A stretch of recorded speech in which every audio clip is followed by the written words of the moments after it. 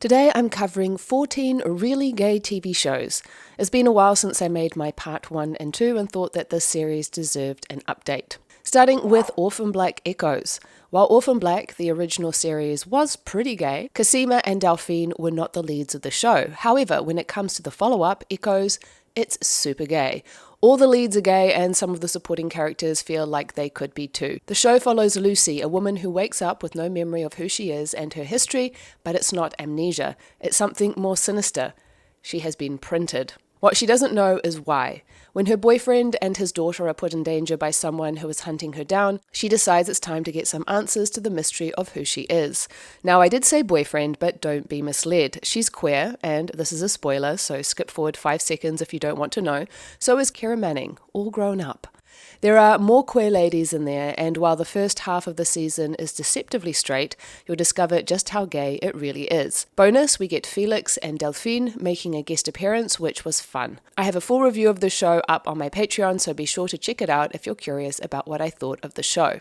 Motherland Fortsalem is a show that was nominated in the comment section of my previous videos a few times. I still haven't checked it out yet, but with Raelle as arguably the lead, or so I am told, this gets a spot as a really gay show.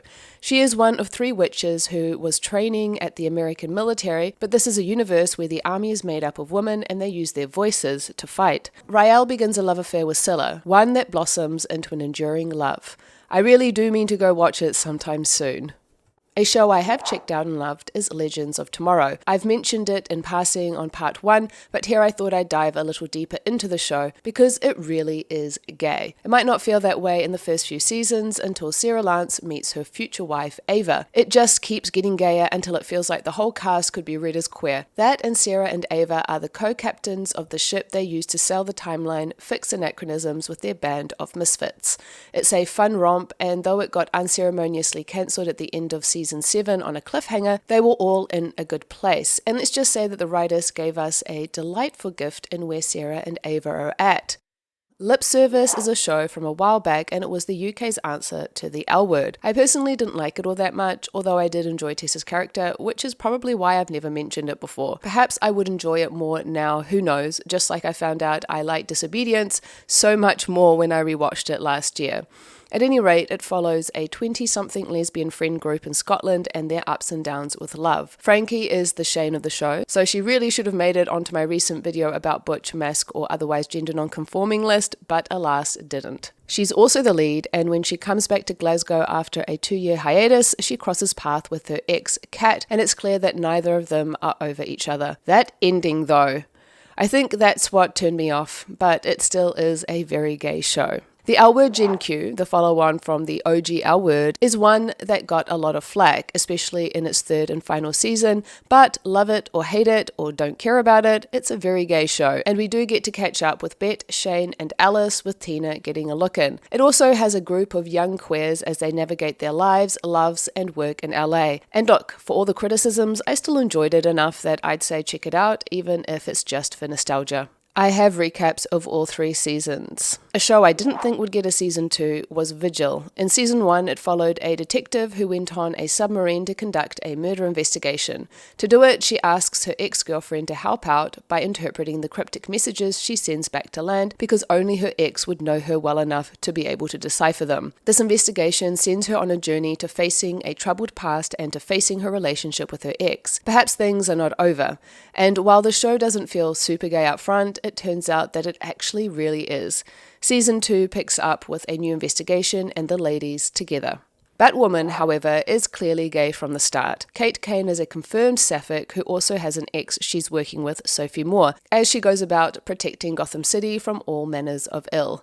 When Kate goes missing at the end of season 1, Ryan Wilder steps in as Batwoman, and she is also a sapphic who develops a romance with Sophie. Dead Ringers, with Rachel Weisz playing twins who want to make childbirthing a better experience for women, has one of them, Beverly, entering into a relationship with a woman, much to her twins' dismay, who is possessive of her. It's a twisted romp that I didn't expect to enjoy, but did. Probably in large part to how very gay it is. I did a review for when it came out last year.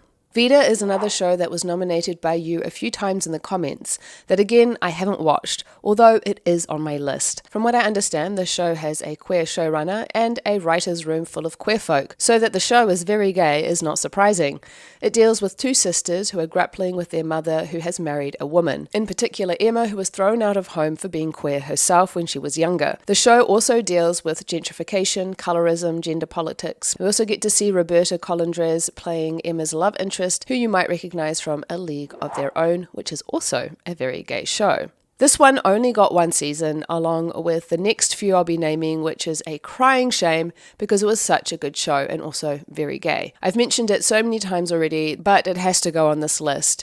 It follows the Peaches, a team of baseball players who are competing during World War II while the men are away at war. This unprecedented opportunity means that a gaggle of gay ladies are able to live out their dream of playing professional sports. For Carson, this is also the start of a journey to discovering her latent sexuality when she meets Greta. For Max, being black, she doesn't get the same opportunity as Carson, Greta, Lupe, Jess, and Joe. She has to fight to find her path, but with the help of her Uncle Bertie, she begins to find her way. Such a good show, cancelled way too soon. Just like the following. First Kill, about a vampire hunter and a vampire who are meant to be enemies but find that they're really rather not. This Romeo and Juliet style story got surprise cancelled despite what appeared to be good responses from audiences. Same went for Warrior Nun, who did, granted, get 2 seasons, but a strong sapphic following cried out at the show ending there, and it seemed like a film trilogy might come out of the fan campaign to continue it, but alas, it seems to have fallen apart. It has Ava, who dies, brought back to life with the halo now embedded in her back, giving her supernatural abilities and a second chance to live life. In season 2, she develops a romance with Sister Beatrice that got super popular with audiences. Lily of Astrid and Lily Saves the World is dealing with an evil she and her best friend Astrid let loose on the world, while also contending with her crush on her childhood friend Candace, who is part of the popular group, and that might be reciprocated. Bonus, she's also got 2 mums. The show only made it a single season, which is what also happened to Teenage Bounty Hunters, about 2 sisters who become bounty hunters even though they're still in high school. One of the sisters is Sapphic, also dealing with a crush she has on a girl. That's it for the list. I'll make a part 4 coming out soon, and in the meantime, be sure to check out the playlist on your screen for the first 2 parts. Until next time, lady lovers.